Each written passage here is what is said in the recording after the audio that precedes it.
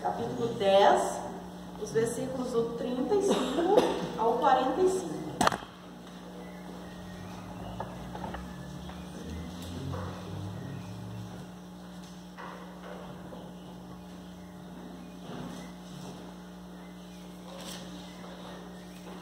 Quais são os pedidos que nós temos feito a Deus?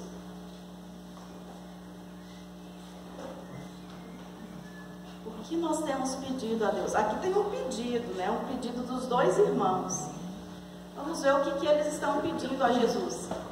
Nós também pedimos muitas coisas a Deus, né? Nas nossas orações. E não era diferente com os discípulos. Eles também tinham desejo, né? Eles também tinham alguns pedidos para fazer a Deus. E no Evangelho nós lemos assim, ó.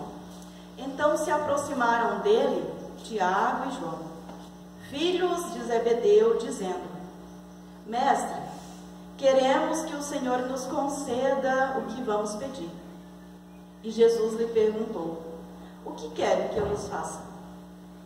Eles responderam: permite-nos que na sua glória nos assentemos, um à sua direita e o outro à sua esquerda. Mas Jesus lhes disse: vocês não sabem o que estão pedindo. Será que podem beber o cálice que eu bebo?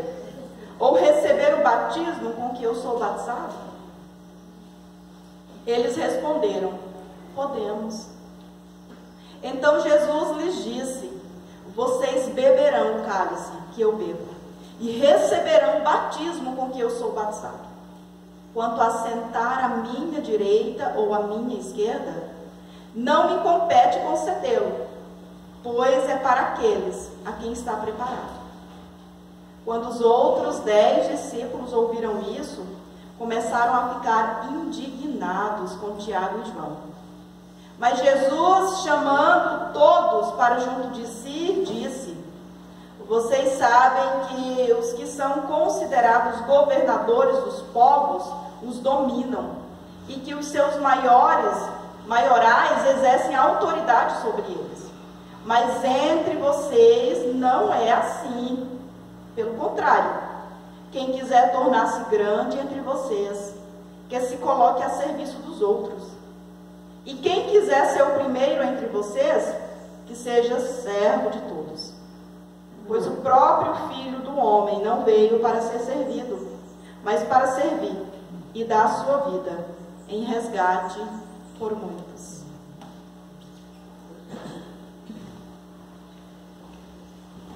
Mania de grandeza. Alguém aqui tem essa mania? Não, né? Todo mundo aqui é servo. Gostamos de estar servindo o tempo todo. Grandeza não é conosco. Eu gostaria que fosse assim. Mas eu confesso para vocês que, inclusive eu, muitas vezes, tenho... Deixa eu tirar esse microfone daqui. Tenho desejos. Eu não vou dizer que eu peço isso a Deus, mas quantas vezes nós também temos desejo de ser amigo de alguém que é mais influente, né? Quantas vezes nós também temos vontade de mandar, exercer uma liderança. Nós temos esse desejo. Faz parte da nossa natureza. E não é diferente em uma comunidade. No presbitério, por exemplo, há várias funções a serem exercidas. Não é verdade? Quais são elas? Presidência, vice-presidência, secretário, tesoureiro e seus vices. E tem outros também que são conselho fiscal, que são os menores, né?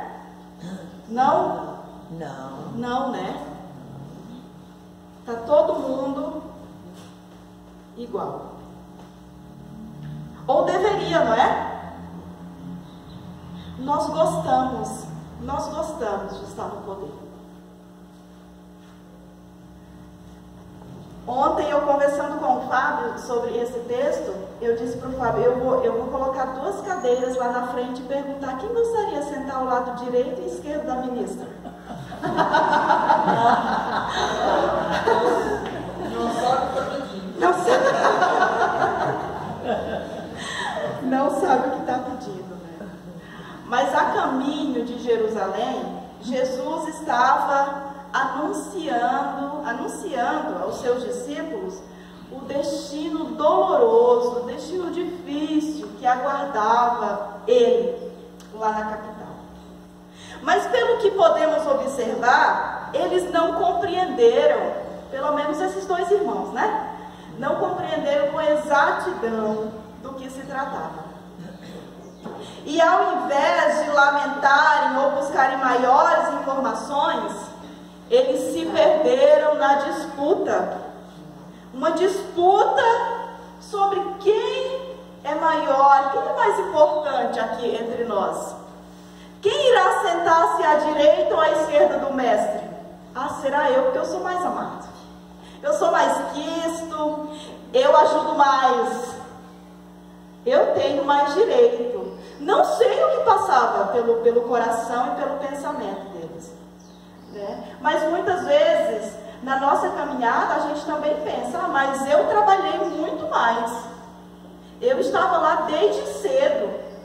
Eu limpei, eu arrumei, eu capinei. Como assim? Quem nunca? Né? Quem nunca? Ah, mas ele chegou. Quando aquele chegou, a gente já estava terminando. Nós trabalhamos mais. Infelizmente, isso também aconteceu, né, com os discípulos. E aqui entre nós, quem é mais importante, Adriana? Quem é mais importante aqui? Quem é mais importante no presbitério? Quem é o líder de pequenos grupos que é mais importante? Eu acho que a pergunta deve ser: quem tem mais responsabilidades? Aí pode dizer, porque a autoridade está ligada à responsabilidade. Mas às vezes nós não queremos, né? A responsabilidade. Isso acontece bastante, né? A responsabilidade a gente deixa de lado, né? Queremos ser maiores. Quem começou a seguir Jesus antes? Será que essas pessoas têm um galardão maior no céu? Ah, eu sou de berço, eu já estou salva. Aquele que conheceu Jesus mais tarde, coitado, vai ficar lá atrás. Eu não sei se esses pensamentos passam também no coração de vocês, ou se já passou, né? Mas olha só, Tiago, o nosso amável João era o discípulo amado, aquele que de fato Jesus amava. Passou isso pelo coração dele. Ele desejou estar ao lado direito ou esquerdo do mestre. E o desejo de grandeza não é algo novo, não é algo isolado. Por toda parte há pessoas desejosas por exercer cargo de destaque, seja na igreja, seja no secular. Tiago e João, os 2 irmãos que desejavam sentar-se à direita e outro à esquerda de Cristo, eles seguiam o mestre desde o início público de Jesus, desde o início do seu ministério. Junto com Pedro e André, são os primeiros a abandonarem tudo para seguir Jesus. E talvez isso tenha gerado no coração deles expectativas. Nós criamos expectativas, não é verdade? Criamos expectativa e achamos que temos direitos. E muitas vezes esquecemos dos nossos deveres. Mas Jesus está aqui para nos lembrar O nosso dever enquanto cristão é de servir. De servir em amor, em compaixão, empatia. Mas pelo que parece, para os nossos amigos, não bastava fazer parte dos 12, não bastava ser do círculo íntimo de Cristo, ter presenciado muitos milagres, muitas maravilhas. Eles desejavam honra, almejavam sentar-se ao lado do mestre, liderar, mandar, decidir, exercer poder. É muito provável que, ao fazer este pedido a Jesus, Tiago e João pensavam que Jesus estava indo para Jerusalém para tomar o poder. Eles pensavam isso. Queriam a honra depois de terem participado da luta desde o início. Haviam aprendido por meio do judaísmo que um dia Deus restauraria o reino de Israel, impondo a sua vontade, a sua lei, e assim arrancaria deste mundo todo tipo de violência, todo tipo de injustiça e atrocidades. E estar ao lado de Cristo no poder era o maior desejo deles. Jesus, eu posso te pedir algo? Eles estavam a caminho e eles achavam que Jesus iria tomar tudo aquilo. Eu posso te pedir algo antes que outro venha e peça? Nós vamos ser os primeiros. Eu fico pensando se esse desejo também não era desejo de todos, mas os dois irmãos se anteciparam. Pelo que isso parece que a indignação era também desejo dos outros. Pela raiva, né? Porque todos nós queremos isso. Uns com maior e outros com menor proporção.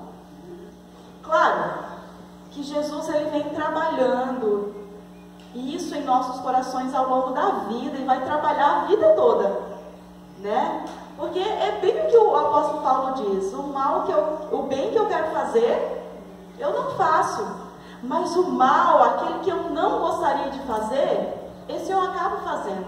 E esse mal entra também nos nossos desejos, gente, os nossos pensamentos. A gente gostaria de ter só pensamento de paz, só pensamento de amor. A gente lembra daquele irmãozinho, daquela irmãzinha, e dá uma raiva, e daí os pensamentos começam, né? E daí de novo a gente diz: ai, o bem que eu gostaria de pensar, de sentir, né? O bem que eu gostaria de fazer, esse eu não acabo, eu não faço. Porque somos pessoas pecadoras, e Jesus vai trabalhar em nossos corações sempre, até a sua volta, para nos resgatar. Mas é interessante a resposta de Jesus, né? Aos irmãos: vocês não sabem o que vocês estão pedindo. Jesus estava falando agora de reino, mas eles ainda não estavam compreendendo. Vocês não sabem o que estão me pedindo. Por acaso vocês podem beber o cálice que eu vou beber? E podem ser batizados como eu vou ser batizado? Nem sempre nós também sabemos o que estamos pedindo a Deus. A gente pede, mas não conseguimos enxergar o que está lá na frente, né? Eles responderam afirmativamente: sim, nós podemos. Sim, nós podemos beber o cálice que tu vai beber. E podemos ser batizados pelo mesmo batismo.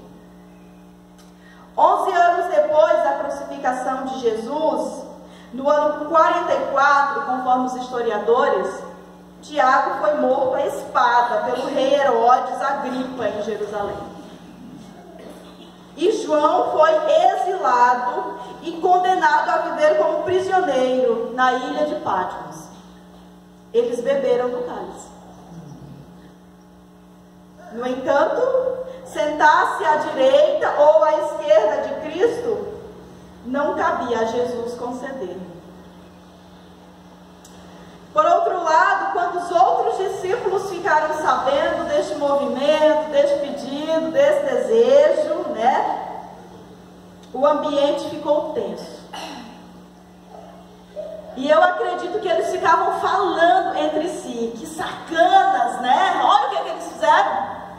Porque a gente também fica comentando entre a gente quando acontece alguma coisa que a gente não concorda, né? E hoje em dia é bem mais rápido, já manda um WhatsApp, não precisa nem marcar um encontro, né? Manda um WhatsApp, já faz uma chamada de vídeo. Tu tá sabendo o que Pedro pediu a Jesus? Que safado, era eu que queria pedir isso também. E ele se antecipou, né? Nós vamos falando, vamos fermentando isso, e daqui a pouco a confusão está feita. E dali Jesus se deu conta que nenhum deles havia compreendido, estava compreendendo o que ia acontecer. Olha, gente, ó, um pássaro. É muito triste quando nós, ou quando um professor, né, esses dias, dia do professor, quando o professor está ali em sala de aula, ensinando lá, se preparou bastante, está lá ensinando os alunos e passa uma avaliação e ninguém consegue tirar uma boa nota, porque ninguém aprendeu.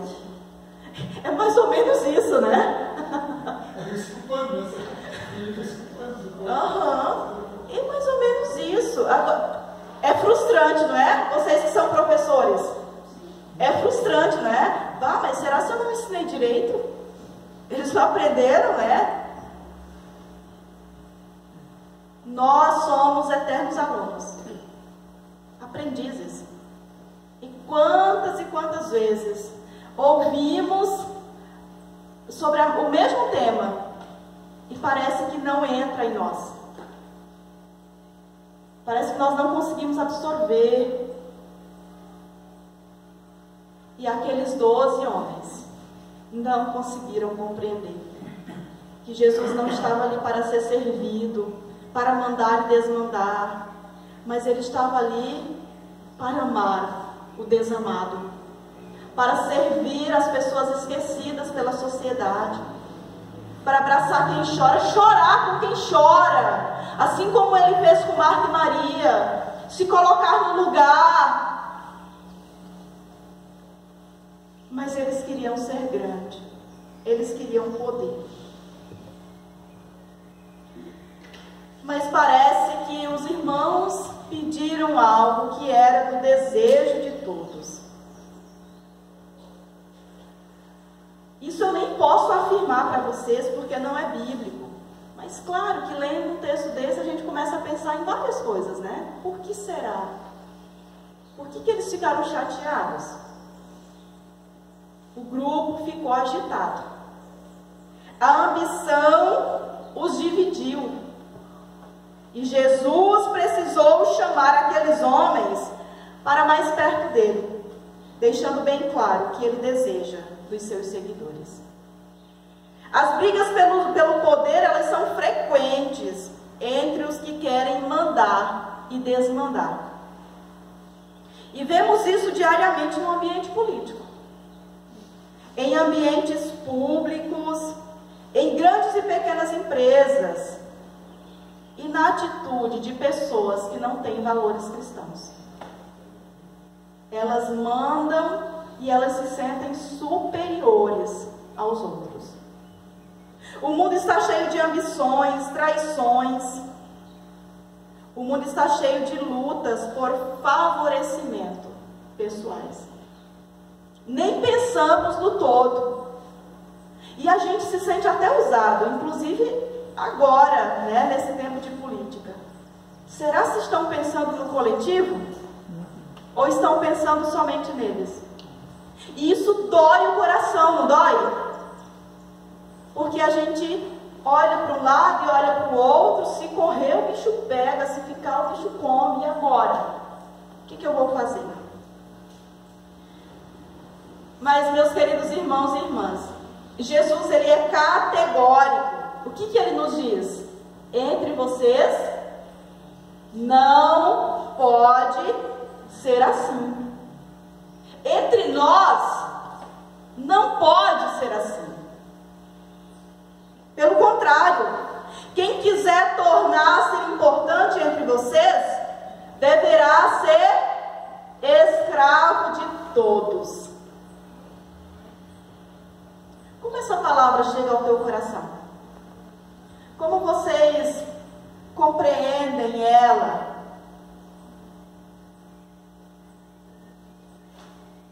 Jesus nos chama ao serviço. Jesus te chama ao serviço. Jesus quer nos ensinar que na sua igreja as pessoas, os seus discípulos não devem agir como o mundo, não devem agir igual ao ambiente político, ou a tantas injustiças cometidas por pequenas e grandes empresas. E quem sabe, injustiças que vêm sendo cometidas também por nós, que já conhecemos a palavra. Os relacionamentos entre os seguidores de Jesus devem ser diferentes. As pessoas cristãs não devem repetir na comunidade as estruturas e formas de poder do mundo. As lideranças de uma comunidade não foram instituídas para mandar, mas sobretudo para servir, cumprir a missão confiada a elas, agradar a Jesus com as suas vidas, com os seus dons, com os seus talentos, com seus bens. Os seguidores de Jesus devem olhar para a realidade, mas para compreender o seu chamado de estar a serviço. A igreja é uma instituição que deve espelhar-se no Deus que está a serviço. Foi para isso que Jesus veio. Ele não veio para mandar, ele não veio para ocupar poder, cargos, ele veio para servir e serviu até a morte. Qualquer outra busca por poder dentro da igreja, que não seja o poder de servir, é uma atitude que desagrada e decepciona a Jesus. Eu falei sobre as lideranças dentro da comunidade, mas há lideranças na instituição maior também, né? Há cargos que são maiores. Será que há quem se sinta tão grande? Né? Há o pastor sinodal, há a pastora presidente, e há os pastores locais, os missionários, os diáconos, os catequistas, os missionários. Será que há um maior do que o outro? Não deveria, porque todos estamos a serviço do reino de Deus. Deus nos chama a colocar os nossos dons a serviço uns dos outros, da igreja. É pelo menos isto que nós aprendemos com a mania de grandeza de Tiago e de João. O evangelho de hoje, ele chama a atenção para as relações humanas e para o comportamento dos seguidores de Jesus ainda hoje. Para aquilo que tem guiado o nosso coração, os nossos desejos. Uma pessoa cristã deve praticar os valores e ensinamentos de Jesus e com isso diferenciar-se do comportamento e dos valores do mundo. Os irmãos não se deram conta disso e nós muitas vezes também não nos damos conta. Muito pelo contrário, quando escutamos ou lemos esse texto, condenamos a mania de grandeza desses dois irmãos. E nem nos damos conta que em muitos momentos nós também agimos como eles, mesmo sem querer. E muitas vezes sem nos darmos conta disso. Alguém precisa chegar e dizer: olha, tu se sentiu grandão ali. E que bom que há irmãos que podem nos falar disso com amor, né? Ser importante, ter a última palavra, poder mandar e decidir é algo que está intrínseco em nossa mente e coração. Faz parte da nossa essência de pessoas pecadoras. Há entre nós pessoas que gostariam de reinar com Cristo no reino dos céus. Há pessoas que julgam uns aos outros como se fossem o próprio Deus. Mas poucos estão dispostos a negar-se a si mesmo, tomar a sua cruz e seguir as ordens do Mestre.